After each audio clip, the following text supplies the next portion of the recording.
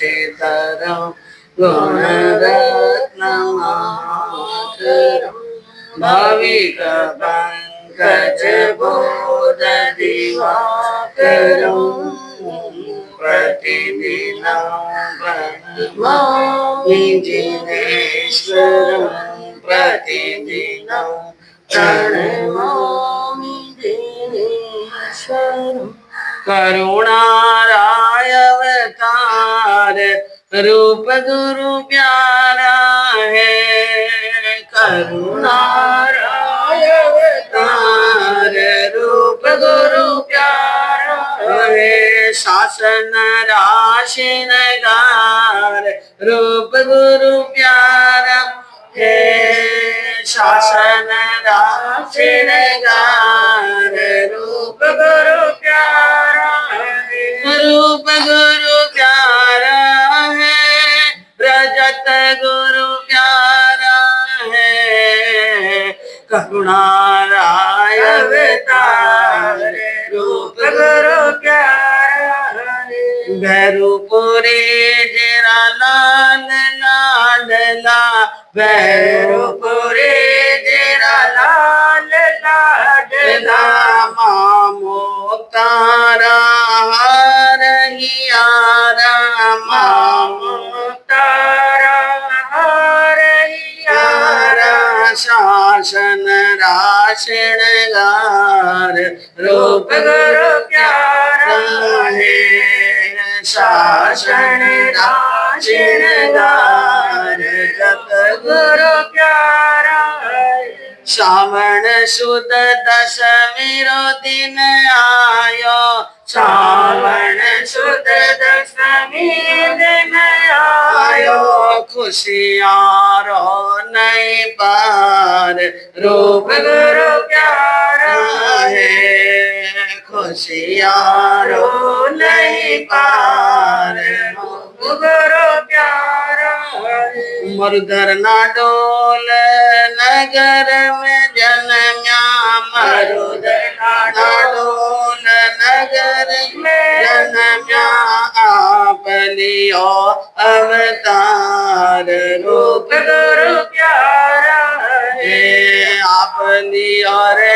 अवतार जत गुरु प्यारा अरे मरुधर के शरीर आशीर्वाद थारे मरुधर के शरीर आशीर्वाद थारे पग पग मंगलाचार रूप गुरु प्यारा है पग पग मंगलाचार जत गुरु प्यारा सर्वज्ञ सर्वदर्शी चरम कीर्तनकर अहिंसा के अवतार विश्व वंदनीय शासनपति श्रवण भगवान वर्तमान महावीर के पावन चरणों में कोटि कोटि वंदन हृदय की अनंत अनंत आस्था के केंद्र संयम धन के दाता संसार सागर से तिरने का सन्मार्ग बताने वाले पूज्य गुरु भगवान श्रवण सूर्य दिव्य विभूति 1008 श्री मर्दर केसरी मिश्र जी महाराज साहब के पावन चरणों में कोटि कोटि वंदन अहिंसा दिवाकर लोकमान्य संत शेरे राजस्थान वरिष्ठ प्रवर्तक पूज्य गुरुदेव श्री रूपचंद जी महाराज साहब के पावन चरणों में कोटि कोटि वंदन मरुदरा भूषण संत शिरोमणि पूज्य प्रवर्तक गुरुदेव श्री शुकन मुनि जी महाराज साहब के पावन चरणों में कोटि कोटि वंदन साधना की प्रतिमूर्ति सद्गुणों की उपासिका सरल मना शांत दांत गंभीरा गुरुवरिया माँ सती श्री सज्जन कंवर जी महाराज साहब के पावन चरणों में कोटि कोटि धर्म प्रेमी बंधुओं शीलवती माता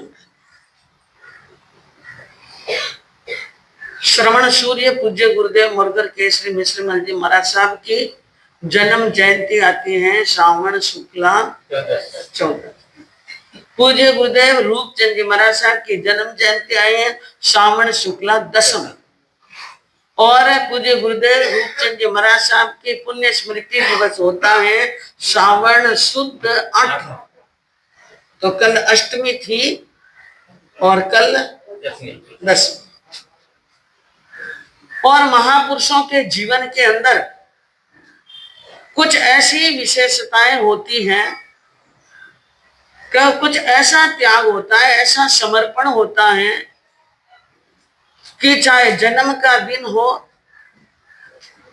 चाहे उनके निर्वाण का दिन हो, पुण्यतिथि हो, चाहे उनका दीक्षा का दिन हो, सब मंगलकारी होते हैं। सब क्या होते हैं? मंगल। तो पूज्य गुरुदेव रूपचंद जी महाराज साहब के बारे में संक्षिप्त के अंदर थोड़ी सी जानकारी दूंगी। आप पाली जिले के अंदर मरुधरा की धरती पर नाडोल गांव है, सादड़ी के पास। कहाँ पर है? चादड़ी के पास में नाडोल गांव। और विक्रम संवत 1985 और सन 1927 सावन शुद्ध दशम के दिन भैरूपुरी जी के घर पर उनका जन्म हुआ और माँ का नाम है मोतीबाई। दीक्षा ली उन्होंने विक्रम संवत 1999 85 में जन्मे और 99 में क्या हो गई थी? दीक्षा हो गई थी। और माघ शुक्ल पांचम बसंत पंचमी के दिन और 13 वर्ष की उम्र दीक्षा ग्रहण की पूज्य गुरुदेव मोतीलाल जी महाराज साहब के पास में, जो बहुत बड़े कवि थे। और दीक्षा के 8 वर्ष बाद में ही गुरु का वियोग हो जाता है। मोतीलाल जी महाराज साहब का क्या हो जाता है? देवलोक। और जब 8 वर्ष की दीक्षा पर्याय होती है और गुरु का वियोग हो जाता है, तो अब रूपचंद जी महाराज को कहाँ पर रहना है, कहाँ रहना है? कई प्रकार के गुरुदेव खुद कहा करते थे। बड़े बड़े संतों के पत्र आए, बड़े बड़े संतों के कागज आए, हमारे पास में आ जाओ, हमारे पास में आ जाओ। लेकिन बात यहाँ पर अड़ी है कि पूज्य मोतीलाल जी महाराज साहब रघुनाथ गच्छ से संबंध रखते हैं। नमर्दर केसरी जी महाराज साहब भी रघुपति टोडर इंद्रसीन भूपत गिरधर चंद धर्म मान पुत मिश्री मुनि न सुकन करो आनंद। यह मर्दर केसरी जी रघुनाथ जी महाराज साहब की, मर्दन केसरी जी, सुकन मुनि जी और अमृत मुनि जी तक की परंपरा के नाम आए। और रघुपति टोडर भैरू गणी लक्ष्मी चंद दयाल फौज संतोष चंदन मुनि और मुक्ता रूप रसान। तो गच्छ रघुनाथ जी का है, इसलिए कई तय हुआ कि इनको मर्दर केसरी जी के पास में रहना। क्या रहना है? मर्दर केसरी। लेकिन मर्दर केसरी जी महाराज का स्वभाव बहुत तेज। स्वभाव क्या है? बहुत बड़ा तेज स्वभाव है। और कई संतों ने कहा उनके स्वभाव को बर्दाश्त नहीं कर सकोगे, उनके स्वभाव को केवटना बहुत मुश्किल है। मर्दर केसरी बहुत कड़क है, उनको कड़क मिश्री के नाम से जानते हैं। मर्दर केसरी को कौन सी मिश्री? हमारे मारवाड़ में 2 मिश्रियां हुई है, कड़क मिश्री ने एक मीठा मिश्री। मीठा मिश्री कौन? मधुकर जी महाराज साहब। ने कड़क मिश्री कौन? हाँ, न मिश्री कड़क भी रहे न मीठी भी रहे, दो ही बात है। माता फेंके तो पत्थर ही जो लगे खून आ जाए, न मुंडा में रख दे तो मीठी लगे। तो बंधुओं, रूपचंद जी महाराज कई बार कहा करते थे कि मैंने मन में ठान लिया कि रहूंगा तो मर्दर केसरी के पास में, और इनको बता दूंगा कि मैं मर्दर केसरी के पास में कैसे रह सकता हूँ। तो बंधुओं, ऐसी दृढ़ता उनके जीवन में उस समय ही आ गई थी। 13 साल की उम्र में दीक्षा ली, 8 वर्ष की दीक्षा पर्याय में गुरु का क्या हुआ? देवलोक गमन। तो पूरी उम्र उस समय कितनी थी? 20 साल। कितने साल? 20-21 की, लगभग 20-21 की। उस समय उन्होंने यह निर्णय ले लिया कि मुझे कहाँ रहना है? मर्दर केसरी के पास में। तो यह बात तो बात की रही। भैरूपुरी जी जो हैं वो क्षत्रिय वंश से संबंध रखते हैं। कौन से वंश? क्षत्रिय। भैरूपुरी का जन्म क्षत्रिय वंश में हुआ। ठाकुर देवी सिंह जी के सुपुत्र हैं। किनके? देवी। ये बात आप जानते होंगे तो मुझे मालूम नहीं, लेकिन मैं आपको कह दूं, देवी सिंह जी, ठाकुर देवी सिंह जी के पुत्र हुए भैरू सिंह जी। और उनके यानी देवी सिंह जी के पहले कोई संतान थी नहीं, पहले क्या नहीं थी, कोई संतान नहीं थी। और वे शैव संत लालपुरी के श्रद्धालु भक्त थे ठाकुर देवी सिंह जी। तो एक बार अपने गुरु को कहा कि मेरे घर के अंदर संतान नहीं है, आशीर्वाद दो। तो उन्होंने आशीर्वाद दिया कि तुम्हारे घर में एक नहीं 5 पुत्र खेलेंगे। कितने? लेकिन एक पुत्र तुम्हें मुझे देना पड़ेगा। एक पुत्र किसको देना पड़ेगा? मुझे। तो 5 पुत्र हुए ठाकुर देवी सिंह जी के, जिसके अंदर सबसे छोटे थे भैरू सिंह जी, और भैरू सिंह जी को सौंप दिया लालपुरी को। इसलिए भैरू सिंह जी की जगह क्या नाम रख दिया गया? भैरूपुरी जी। और भैरूपुरी जी के नाम, भैरूपुरी का नाम रखा। और एक बार भैरूपुरी के घर के अंदर भी पुत्रों का जन्म हुआ, जिसके अंदर एक पुत्र का जन्म हुआ जिसका नाम रखा गया रूपपुरी। क्या नाम रखा? रूपपुरी। और ज्योतिषी को बुलाकर उनके जन्म का टाइम वगैरह बताया कि इन टाइम में यह बच्चा जन्मा है। तो ज्योतिषी जी ने क्या किया था कि यह बालक 4 दीवारी में बंद रहने वाला नहीं है, और यह बालक ममता की बेड़ियों के बंधन में भी बंधने वाला नहीं है। आप नहीं बांध सकोगे। तो पिताजी एकदम भयभीत हो गए। इनको 4 दीवारी में नहीं रख सकेंगे और इनको किसी प्रकार के ममता के या मोह के बंधन नहीं पड़ेंगे और इनमें नहीं रहेंगे। तो चिंता हुई और भयाक्रांत रहने लगे। इनको घर में कैसे रखना, इनको घर में कैसे रखना। ऐसे करते करते एक बार भैरूपुरी के गुरु शंकर भारती घर पर आए। कौन आए? शंकर भारती। और भैरूपुरी जी के भी 5 बेटे थे। कितने बेटे? 5 बेटे थे। और जब शंकर भारती घर पर आए तो भैरू सिंह जी ने, भैरूपुरी जी ने कहा कि बेटा तू इनको गुरु को नमस्कार कर, प्रणाम कर। गुरु को क्या कर?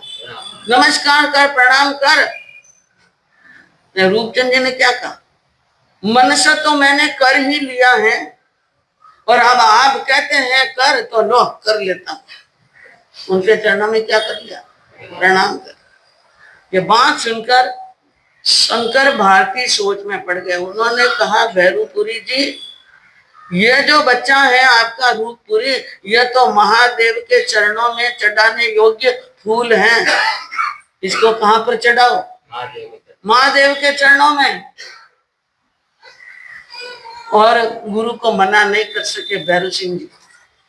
भैरू सिंह जी मना नहीं कर सके और अपने बेटे को सौंप दिया शंकर भारती के हाथों में और कह दिया ले जाओ इनको, आप यह शंकर के चरणों में चढ़ने योग्य फूल हैं। समझ गए शंकर भारती की, यानी भैरूपुरी जी की ज्योतिषी ने कहा था यह 4 दीवारी में रहने वाला नहीं है, यह ममता की बेड़ियों में बंधने वाला नहीं है। मोह के पिंजरे से निकला पंछी जैसे एक पक्षी खुश होता है, वैसे ही रूपपुरी जी भी क्या हो गए थे? खुश, प्रसन्न हो गए और मुक्त उड़ान भरता है। वैसे वो भी चल पड़े गुरु के साथ में, आगे पीछे कुछ भी नहीं सोचा। और उनको ले गए आर्णेश्वर मठ के अंदर, शैव मठ के अंदर। आर्णेश्वर आज भी मौजूद है हमारे मारवाड़ में, अरावली के पहाड़ों के बीच में। वहां आर्णेश्वर के शैव पीठ के अंदर ले गए, जहां पर उनको योग की शिक्षा दी, प्राणायाम की शिक्षा दी और हठ योग की शिक्षा दी और कई प्रकार की उनकी शिक्षाओं के अंदर पारंगत हुए और बहुत जल्दी हो गए। इसलिए मठ में रहने वाले बड़े बड़े संतों ने और शंकर भारती ने निर्णय ले लिया कि मेरे बाद में इनको पीठासीन, मठाधीश बनाना है। इनको क्या बनाना है? मठाधीश बनाना है। और जोग की बात है कि शंकर भारती का वियोग हो गया। सब संतों ने मिलकर यानी भैरू रूपपुरी जी को मठाधीश बनाने की बातें चलने लगी। तो उन्होंने कहा मैं यहाँ मठाधीश बनने के लिए नहीं आया हूँ, मैं तो कुछ सीखने के लिए आया। क्या आया हूँ? सीखने के लिए आया, ज्ञान सीखने के लिए। मैं तो साधना करने के लिए आया हूँ, मैं मठाधीश बनने वाला नहीं। भाग छूटे वहां से, आ गए घर पर। आर्णेश्वर से कहाँ आ गए? घर पर मुझे मठाधीश नहीं बनना है। घर पर आ गए और उम्र कितनी थी?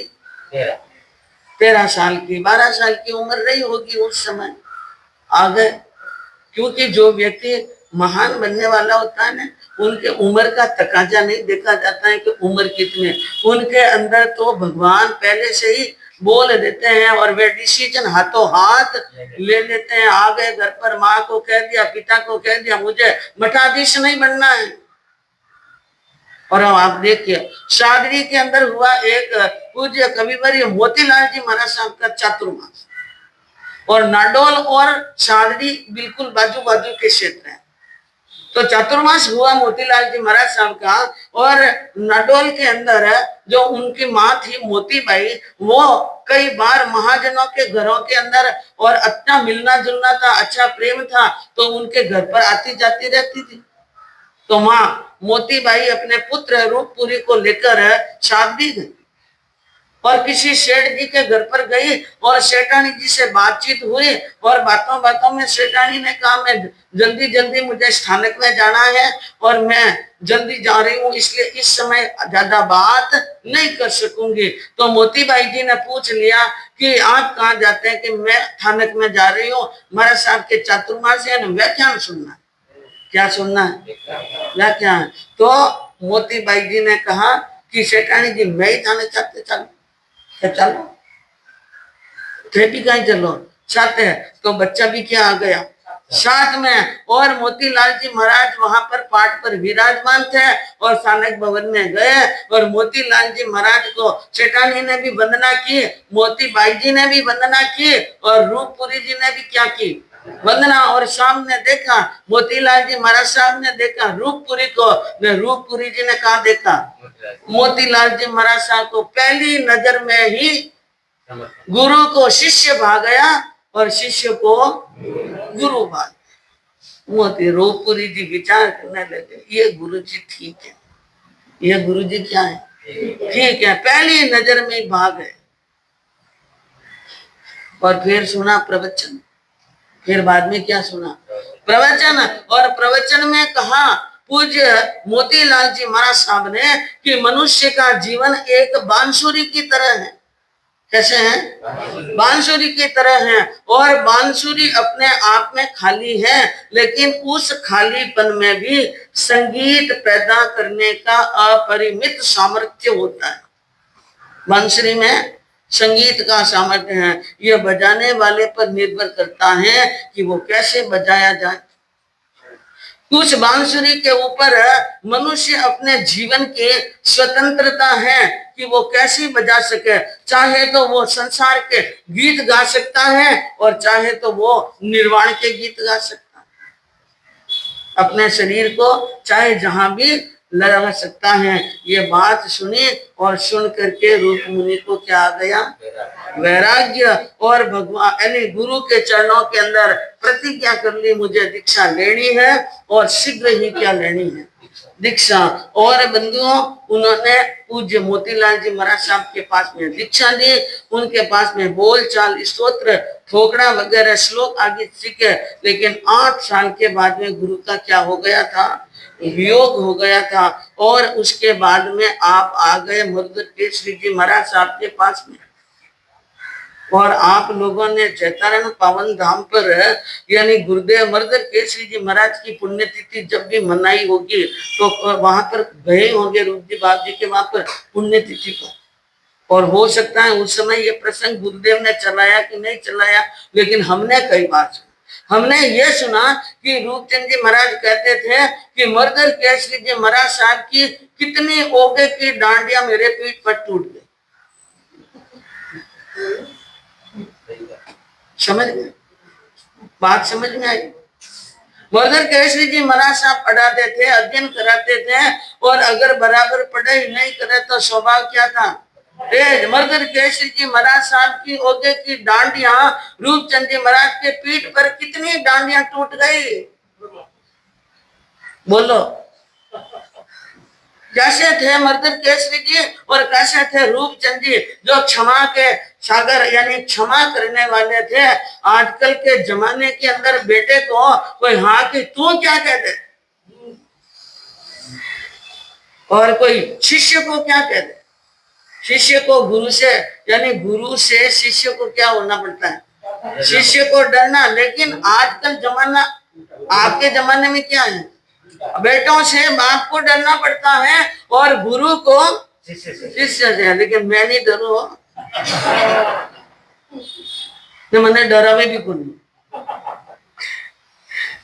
डरावे भी को नहीं, डराई को नहीं। हिल मिल ने काम करना, कोई बात मन ने समझ में आ जावे और कोई बात इन्हों ने समझ में आ जावे तो ठीक है, दोनों री समझ मिलने काम करना वो एक धारणा है।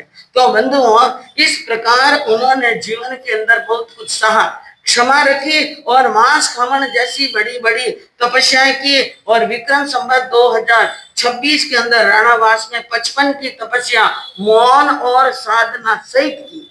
सबसे बड़ी बात यह थी, मौन भी था 55 दिन का, 55 दिन की साधना थी और उन साधना में उनको बिल्कुल निराहार रहना था। वो साधना कराई पूज्य रूपचंद जी महाराज को मर्दर केसरी जी महाराज साहब ने, और अत्यधिक उनके ऊपर स्नेह था। और रूपचंद जी महाराज बड़े निर्भीक और बड़े निडर अदबंग व्यक्तित्व के धनी, किसी से डरने वाले नहीं, ओजस्वी और तेजस्वी, चाहे मिनिस्टर क्या मिनिस्टर का बाप भी उठकर आ जाए तो वे डरने वाले नहीं। और आपका जीवन खुली किताब की तरह था, बहुत बड़े दयालु और आंखों में इतना तेज। कई रूप जी बाबू जी की फोटो देखो, पूरा चेहरा ढक लो, सिर्फ आंख देखो तो आपको शेर की आंख जैसी आंख दिखेगी। कैसी दिखेगी, शेर की आंख जैसी। तो वो इतने बड़े तेजस्वी और उदार थे। और बंधुओं, उन्होंने कई जगह पर, 6 जगह पर बलि बंद करे, 6 जगह पर क्या करे, बलि। और आशापुरा मंदिर जहां पर है वहां पर उस गांव में सभी कुओं का पानी खारा था। रूपचंद जी महाराज को कहा उन लोगों ने कि बाबूजी हमारे गांव का पानी खारा है और खाने पीने योग्य नहीं है। तो रूप जी बाबू जी ने एक बात कही, जब यहाँ देवी के मंदिर के सामने जो बलि चढ़ाते हैं वो बलि क्या कर लो तुम, बस। सब गांव ने मिलकर के मीटिंगे की और कहते हैं कि लगभग 2 महीने 3 महीने के बाद में निर्णय हुआ कि सब बलि क्या कर लेंगे, बंद। और जैसे ही बलि बंद की और हाथों हाथ सभी कुआं का पानी क्या हो गया, मीठा। इतनी दृढ़ता के साथ में कौन कह सकता है, जिनकी साधना क्या हो, पक्की, जिन पर गुरु का आशीर्वाद हो, जिनकी साधना पक्की हो, वो इतनी यानी दृढ़ता के साथ में कह सकता है बलि बंद करो और पानी मीठा हो जाएगा। बलि बंद कर दिया, पानी क्या हो गया। आज भी क्या आता है वहां पर, मीठा पानी आता है। तो बंधुओं, उनके जीवन के कई चमत्कार हैं और कई उनके जीवन की बहुत बड़ी बड़ी बातें हैं। उन्होंने 165 गौशालाएं खोली।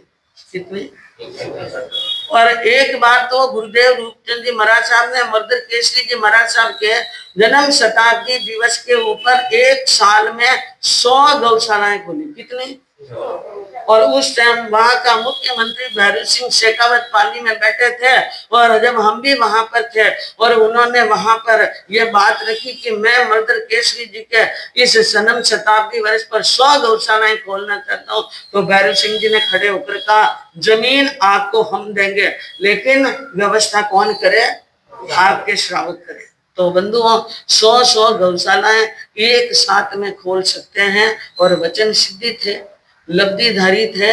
और कहीं पर भी काम अड़ जाए, केवल माजनों के नहीं, 36 कौम के, 36 कौम के भी कोई काम अड़ जाता तो उन काम को, अड़े हुए काम को निकालने के लिए किसको बुलाया जाता था, रूप जी बाजे। चाहे महादेव जी के मंदिर का झगड़ा हो, चाहे हनुमान जी के मंदिर का हो, चाहे राम साकीर के मंदिर का हो, बाबा सभी जगह पर पहुंच जाता था और सबके झगड़े क्या कर लेते हैं, बंद। और मैंने कहा था जो समाज के और रगड़े झगड़े और गच्छ के रगड़े झगड़े मिटाए उसके पास में होती है प्रज्ञापना नाम की लब्धि, और वो लब्धिधारी ही ऐसा काम कर सकते हैं। ने रूपचंद जी महाराज एक बार कह देते हैं वो काम सबको करना पड़ता था। तो बंधुओं, ऐसी रूपचंद जी महाराज के और भी कई गुण हैं जो समय के अनुसार आपको बताए जाएंगे।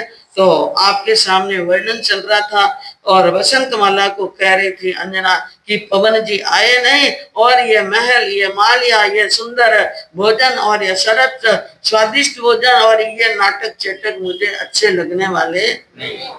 कहे बसंती सुनो कुंवरी सा क्यों थे करो विचार। अरे कोई कारण सु आया नाही, नहीं कोई और विचार जी। धन सती अंजना साचे सतवंती राची।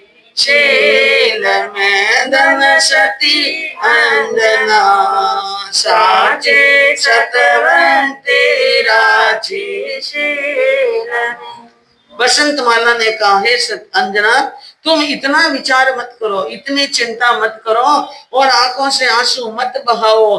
क्यों नहीं आया इतना मत करो विचार। कोई कारण सु नहीं आया, कोई कारण हुआ होगा, इस कारण से नहीं आए। बाकी ज्यादा विचार करने की जरूरत नहीं है। परिणय है तो अवश्य, शादी की है तो आएंगे आएंगे, कहाँ जाएंगे, उनको आना ही है। और फिर करसी गर्भवास था जैसी ने छोड़े कैसे, रखो तुम विश्वास। बसंत माला ने कहा अंजना तुम्हारे जैसी को तो कोई छोड़ नहीं सकता है। एक केवल सुंदरी नहीं हो, गुणवान हो, चतुर हो, आचारवान हो, शीलवान हो, इसलिए चिंता मत करो। लेकिन अंजना जानती है कि पवन जी आएंगे या नहीं आएंगे, क्योंकि उसने तो उनको शादी से पहले ही मन का दिन का क्या देख लिया था, रंग ढंग देख लिया। इसलिए अंजना ने कहा तू मुझे बहलाने का काम कर रही है। सती कहे क्या कर्म आवसी, नहीं आने को ढंग। अरे मैं चवरी में देख लियो सर, मैं चवरी में देख लियो सर, पीऊ को बिगड़ो रंग जी। धन सती अंजना साचे सतवंती राची। अंजना ने कहा मेरी आत्मा का विश्वास है कि पवन जी आने वाले नहीं है और नहीं आएंगे। तू बैठी बैठी सोचती रह, उनके आने का कोई ढंग मुझे नहीं दिखाई देता है। चवरी में देख लियो, मैं चवरी में बैठे थे उस समय मैंने देख लिया कि पवन जी के चेहरे का रंग बिगड़ा हुआ था। उनके मन में प्रेम नहीं है, आंखों में प्रेम नहीं है, स्नेह नहीं है। इसलिए हे सहेली मेरी बात पर विश्वास करो और मैं कहूं जैसा करो। बोलो क्या करना, बोलो आप बोलो क्या करना है। कि करना ये है कि मैं एक पत्र लिखूं पवन जी को। क्या लिखूं? पत्र लिखूं और पत्र में सारे समाचार लिखूं, मेरे हृदय के उद्गार लिख दूं और फिर वो पत्र तुम ले जाकर आदर सहित मेरे प्राणपति को देना। पवन जी को क्या देना? पत्र देना और मेरे मौखिक समाचार भी कह देना। आपकी रोज इंतजार कर रही हैं, रोज आपकी प्रतीक्षा कर रही हैं। इसलिए अब अंजना की ये बात सुन सखी ने कहा लिखो पत्र लिखो, मैं ले जाने के लिए क्या हूँ तैयार हूँ। और अंजना एक सुंदर सा पत्र लेकर के और मोती जैसे अक्षर लिख रही और पति को क्या लिख रही है? पत्र लिख रही है। प्राणपति परमेश्वर पीऊ जी कद पधारो के विरुद्ध विचारो ना। प्राणपति परमेश्वर पीऊ जी कद पधारो के विरुद्ध विचारो। पहली लाइन में लिखा प्राणपति, मेरे प्राणों के भी आप पति हैं, परमेश्वर हैं, मेरे पति हैं, कब आओगे? और आपके जो आगे प्राणपति शब्द लगा है, इस विरुद्ध के ऊपर विचार कब करोगे प्राणाधार, आप तो मेरे प्राणों के आधार हैं और मेरे पर दया कब करोगे। और यह मैं आपका इंतजार कर रही हूँ, मैं आपके चरणों की चेरी हूँ और आपकी शरण में रहने वाली हूँ। कृपा कर, मेहरबानी कर, मेरी इस अरदास के ऊपर चिंतन कर, जल्दी से जल्दी महल में पधारने की क्या करें, तैयारी करें, कृपा करें और समाचार भेजें। स्वाति बूंद सीप ज्यों तरसे, जैसे सीप स्वाति के बूंद की यानी स्वाति नक्षत्र के मेघ की बूंद के लिए सीप तरसती हैं, इसी प्रकार आपके दर्शनों की मुझे क्या है, प्यास लगी हुई है। ऐसा लिख करके पत्र बंद करके और बसंत माला के हाथ में दे दिया और कहा अच्छी तरह से जाना, ध्यान से जाना। पत्र देते समय पूरा क्या रखना, विवेक रखना, आदर सहित देना, किसी प्रकार का कोई अपमान या किसी प्रकार की अवनीति न हो। तरह तरह से अंजना ने सखी को समझाया और समझा करके पवन जी के दरबार पर भेज दिया। और पत्र लेकर सहेली कहाँ पहुंचती हैं, पवन जी के द्वार पर। पत्र लेयन एक सहेली गई पवन के द्वार, देख अंजना सती सहेली, देख अंजना सती सहेली, प्रजल्यो पवन कुमार जी धन सती अंजना, साची सतवंती राची शील। अंजना सती की एक सखी पत्र लेकर पवन जी के महल को गई और जहां पवन जी विराज रहे थे वहां पर गई और पवन जी की दृष्टि पड़ी कि कोई आई है और वो कौन है, अंजना सती की सहेली। अंजना पर गुस्सा है, किसके ऊपर, लेकिन सहेली किसकी है, वो अंजना की। तो अंजना सती की देख सहेली प्रजलियो पवन कुमार, पवन कुमार के तो एडी से लगाकर चोटी तक झाड़ फैल गई। क्रोध आया और क्रोध की अग्नि में जलने लगा, फिर भी वो नजदीक आई सखी और नम्र भाव से विनय भाव से दोनों हाथ जोड़कर मस्तक झुका करके चरणों में नमस्कार किया, प्रणाम किया और विनय पूर्वक पत्र निकाल कर पवन जी को देने लगी। पवन जी के हाथ में दिया और पवन के लागी दिल में अग्नि जाड़ो जान। क्या पत्र नहीं रखा, यूं समझ लो जलता हुआ अंगारा क्या रख दिया हाथ में। ये सब क्यों हो रहा है दंडू, ये कर्मों का दंड है, कर्मों का। बिना गुना इतना क्रोध, इतनी रूठना और इस प्रकार का व्यवहार, यानी उन सखी को देखकर जाले उठने लगी। और पवन जी को कहा सखी ने कि यह अंजना का लिखा हुआ पत्र है और आपको पत्र पढ़ने की कृपा करें। और अंजना ने कहा है कि आप महल में पधारिए। कुछ क्योंकि पत्र लिखने के बाद में भी कुछ समाचार क्या रह जाते हैं, मौखिक मुक्त जबानी, तो वो समाचार कहे और समाचार क्या सुने, कानों में क्या समाचार पड़े। अंजना का नाम सुना नहीं, यूं समझ लो कि कानों में खिल्ले ठोर दिए। क्या ठोर दिए, खिल्ले। और एकदम जोरदार गुस्सा आया और गुस्से में पवन जी ने आगे देखा न कोई, अरे पत्र फाड़ कर फेंक दियो सर, पढ़ियो न अक्षर एक, यह हालत सब सती सहेली ले नजरों से देख दी, धन सती अंजना, साची सतवंती राची शील।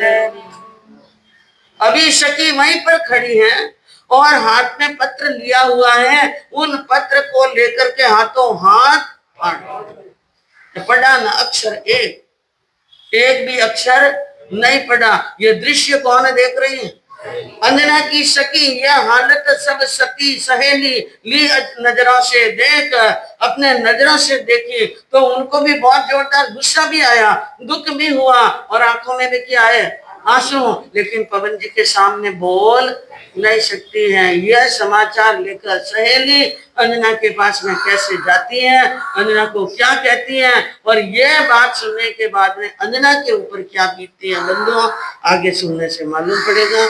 और एक मुख्य सूचना है आपके आने वाली